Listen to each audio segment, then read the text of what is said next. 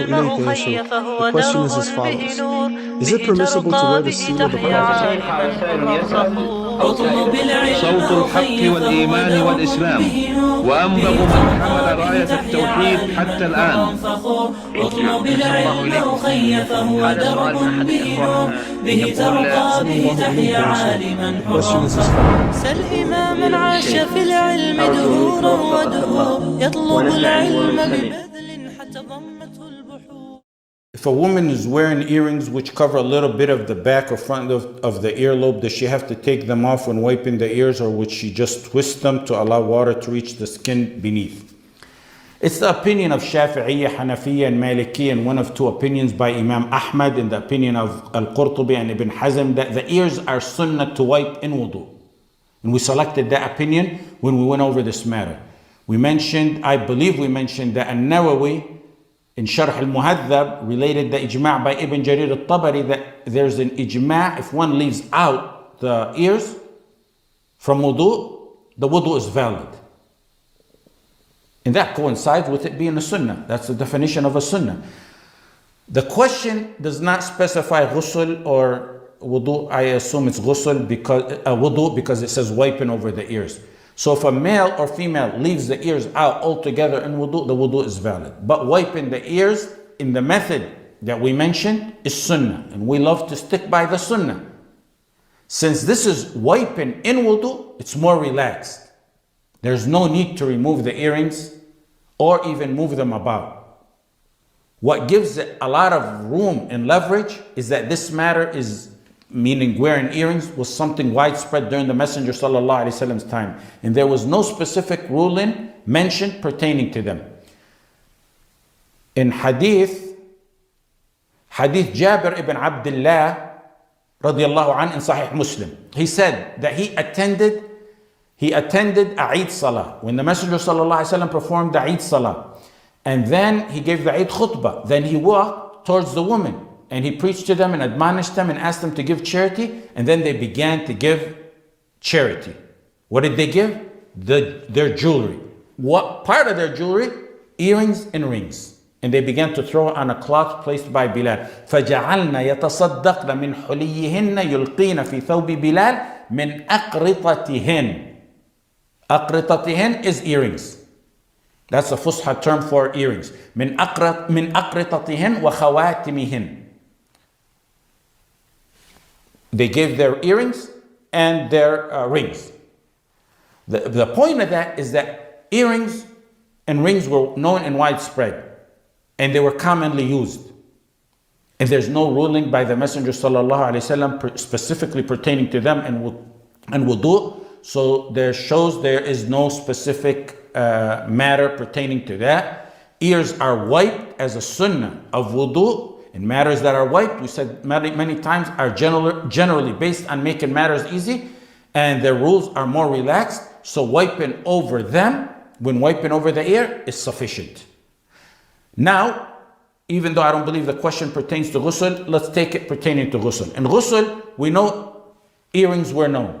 There's nothing specific mentioned about that. However, in ghusl, the water must encompass the entire body, including the earlobes, the inner and the back of them. So in my personal study, I believe since nothing was mentioned and they were known back in the Messenger sallallahu alaihi wasallam's time, they do not need to be removed. Especially if they're like the drop earrings, the ones that hang down below the earlobe. They hang on a hook and they hang down. Why? Because they hang down with a hook. And that hook is not a barrier from the water reaching all over the inner and outer part of the earlobe.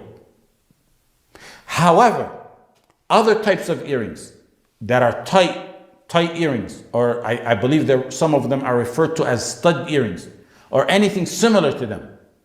Sometimes they're even big and they cover a great portion of the ear. Sometimes on the top of the ear they're placed. And it creates a barrier from the water reaching the skin under it. Sometimes even the smaller ones are so tight that they do that. For those in ghusl, one should move them about to let the water reach behind them. Or if they're tight, and big to the point where water will not go behind them even when moving them about, then one should take them off prior to the ghusl. Now what's left here is the piercing itself, the hole itself. Some ulama, like Ibn Abdin and al-Bahuti, went to the extent of requiring that the hole, the inner part of the hole, should be washed or water placed in it. They said if water can easily flow in it, in that piercing, then they need to do that. But if it doesn't easily flow in, then they said it's not required. In Kashaf al-Qina' lil-Bahuti, he said the interior parts of the limbs are not required to wash. But when you made a hole here in the piercing, that hole that you made gives it the ruling of the exterior part of the limbs. Some went to the extreme of requiring that a pin be placed to make sure the water gets in in the hole and makes sure it's wet. Shafi'iyya said the interior of the piercing hole is considered an interior part of a limb that does not need to be washed even if one is able to, and that's correct.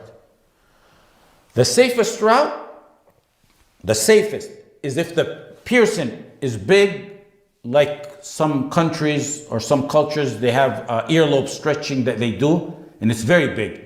It's probably better to let the water flow through in because it's big enough for that. But the small regular ones, that's not necessary, like the Shafi'iyya said. So let's give a recap or a summary. In wudu, you do not have to take the earrings off because the wudu is wiping the ear. And that in itself is sunnah. And wiping the ear is based on, the wiping of it itself is based on making matters easy. So one doesn't have to take it off or even move it about. Just wipe over it when you're wiping over your ear. In ghusl, the water must encompass the entire body.